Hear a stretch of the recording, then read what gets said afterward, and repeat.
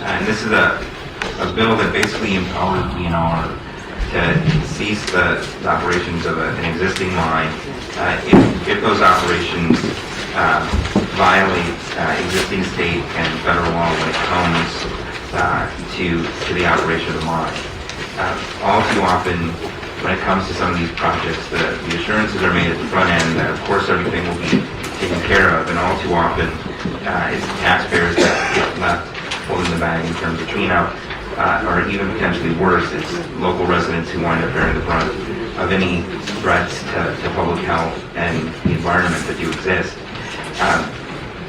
If we trust the DNR to figure out the permitting in this, I would hope we would trust the DNR to do the enforcement that may be required of an existing line that's in place if it's not ensuring the proper procedures when it comes to the application that they've put in and submitted.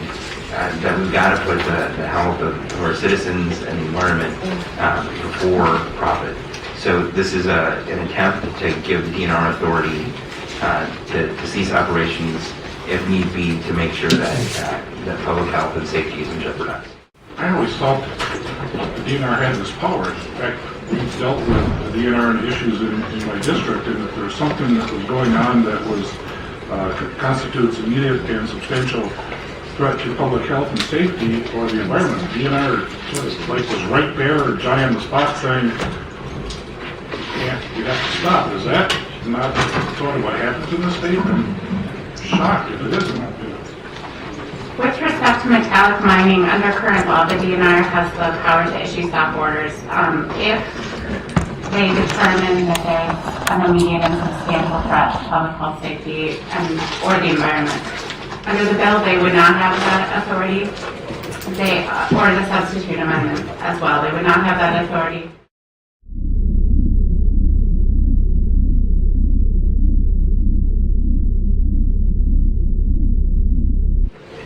I'm intrigued by Senator Olson's initial response to this, that he would be shocked if it wasn't DNR's authority to be there giant on the spot to deal with it, and then to learn from much counsel that, in fact, this bill does take away the DNR's authority to enforce public health and safety standards. What is the need to take away DNR's authority to ensure public health and safety that is so important in this bill? I mean, I'm trying to figure out what the defined public interest would be in taking away DNR's authority to protect the public and their health in the operation of a mine. I mean, you can offer all kinds of explanations. Well, sometimes they offer to DOJ, sometimes EPA will do it, but what we're just deciding right here, right now, is whether or not we want to allow DNR to have that authority or not. And you seem to trust the DNR with all kinds of authority in permitting the mine. You seem to want to trust the DNR in all kinds of other ways in this bill when it suits you. But when it comes to actually giving them enforcement power, you seem content to take it away and refer it somewhere else.